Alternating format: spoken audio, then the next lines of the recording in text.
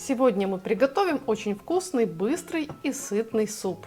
Для супа беру 1 корень петрушки. Если нет корня петрушки, возьмите кусочек корня сельдерея. С кореньями суп всегда гораздо вкуснее. Также я возьму половину одной крупной луковицы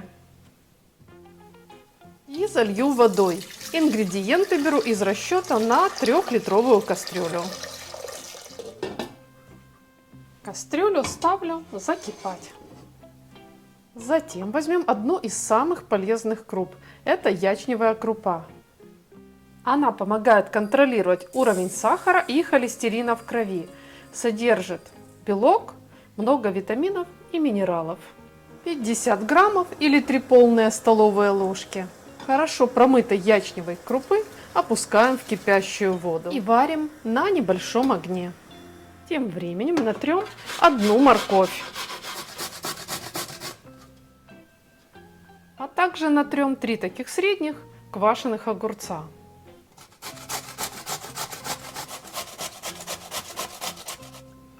Дальше хорошо разогреем сковороду. Нальем пару столовых ложек растительного масла для жарки. Первой в сковороду опускаем морковь. Морковь будем пассеровать, помешивая недолго, какую-то минуту. Только чтобы она обмякла, приобрела аппетитный аромат и дала свой яркий цвет растительному маслу. Так суп будет более красивым. Затем выложим сюда измельченные огурцы. И будем пассеровать еще минуту овощи вместе, помешивая. Когда я натирала огурцы, выделился сок. Я его выливаю в сковороду и оставлю овощи тушиться на маленьком огне под крышкой примерно на 5 минут. Дальше возьмем фарш из любого мяса. У меня здесь 350 граммов свинины. Оставшуюся половину луковицы натрем на терке.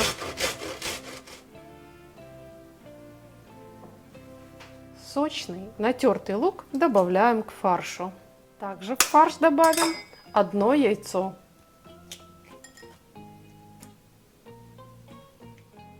Для особой нежности 1 столовая ложка сметаны или густого йогурта. Соль по вкусу. Я кладу пол чайной ложки. И щепотка черного молотого перца. Всю эту массу хорошо перемешаем. У нас должен получиться такой слегка жидковатый фарш. Пахнет он очень аппетитно благодаря натертому луку и черному перцу. Фарш пока убираем в сторонку. И также пока уберем в сторонку морковку с огурцами. 3 средних картофелины нарежем кубиками.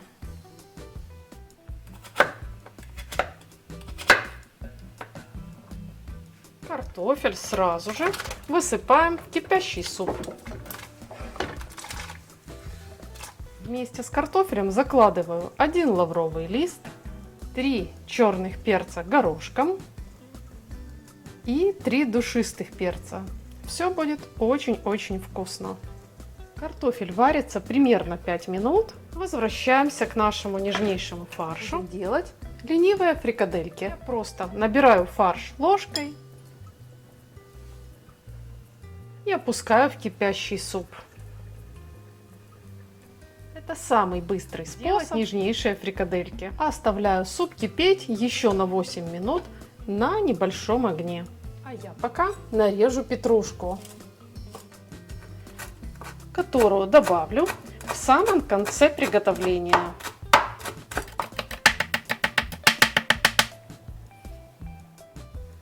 Ну вот, как раз картофель стал уже мягким. Пришло время вытащить из супа половину луковицы.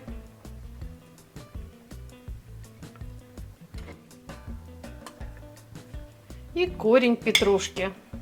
А также опустить в суп овощи со сковороды. Именно теперь и не раньше, так как картофель не варится в кислой среде, которую дадут огурцы. Перемешаем и попробуем.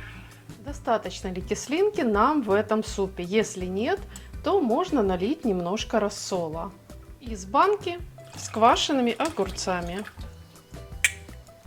И вот только теперь суп можно посолить, если соли недостаточно. Суп покипел пару минут, и перед тем, как его выключить, добавим 1-2 зубчика чеснока, пропущенные через пресс.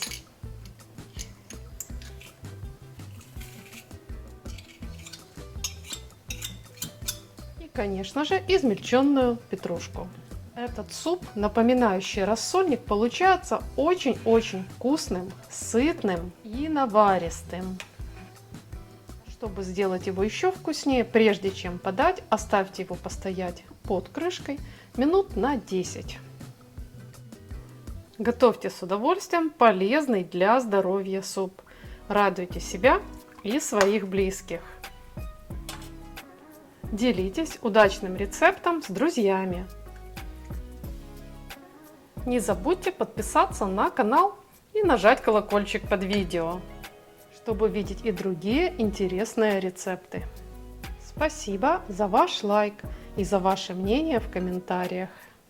Я желаю вам крепкого здоровья и мирного неба над головой. И, как всегда, до встречи в следующем вкусном видео.